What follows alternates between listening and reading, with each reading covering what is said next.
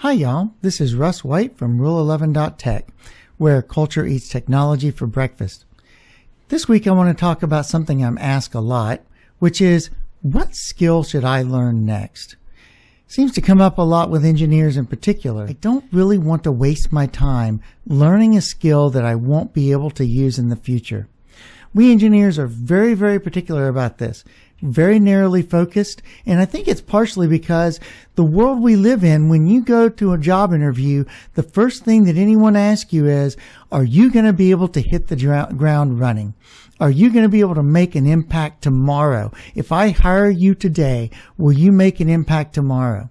So a lot of people say, I don't want to waste my time learning how to do things like write or build presentations. I mean, after all, I hate PowerPoint anyway, right? Or I don't want to learn how to talk to managers or understand business concepts or things like that, because none of those things are going to help me hit the ground running in my next job interview. They don't really impact my life as an engineer.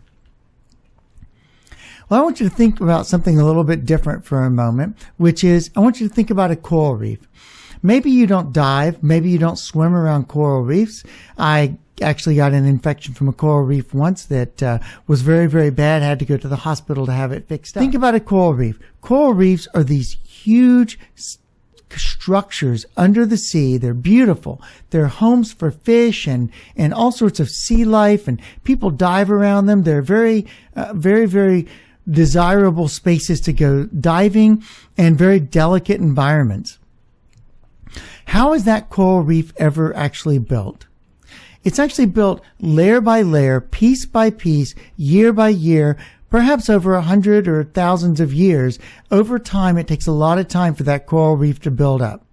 Now look more closely at the coral reef and consider, does any particular part of that coral reef seem more important than some other part of that coral reef?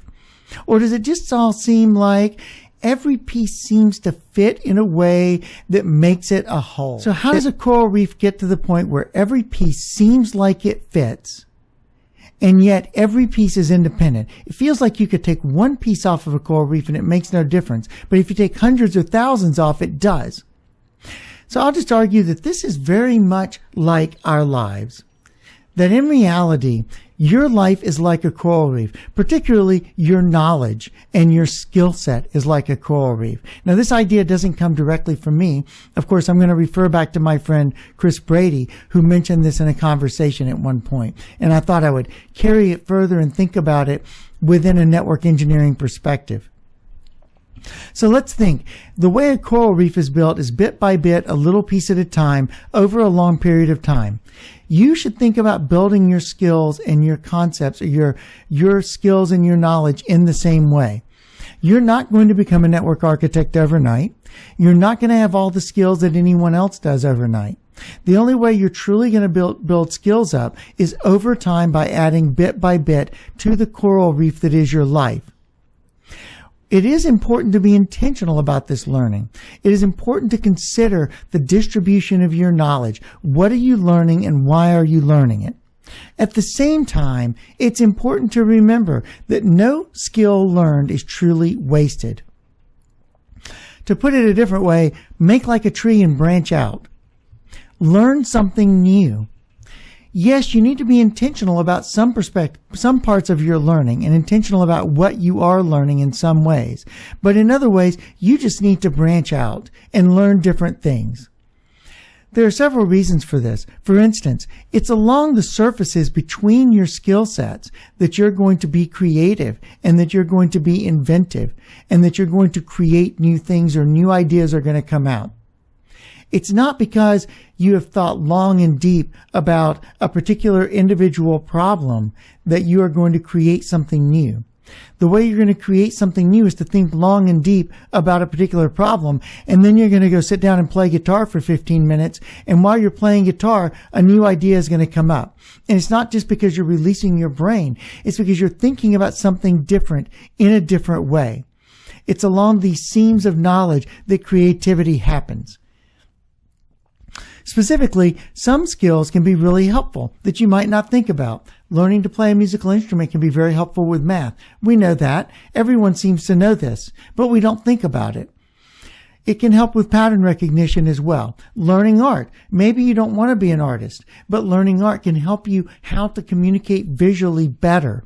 And learning to communicate visually better can help you with presentations, with persuasion, and with selling projects. The same with public speaking. Oh, we're also scared to get up on stage. Let me tell you a secret. I'm scared to get up on stage a lot of times too. Depends on the crowd, of course, but a lot of times I am too. But learning public speaking can really be useful in learning how to persuade people and selling projects. Writing. Oh, the skill that everyone hates is learning to write. But nonetheless, still, learning to write effectively can help you to be a better persuader and to help you build a better career. In fact, learning to write can help you effectively argue better. If you learn to write under someone who's a very good writer, particularly from the perspective of philosophy, then you will actually learn something about logic and about the way to put arguments together that's really useful. Well, that's all I have for this week. Hopefully next week I'll have another one of these videos, and thanks for watching.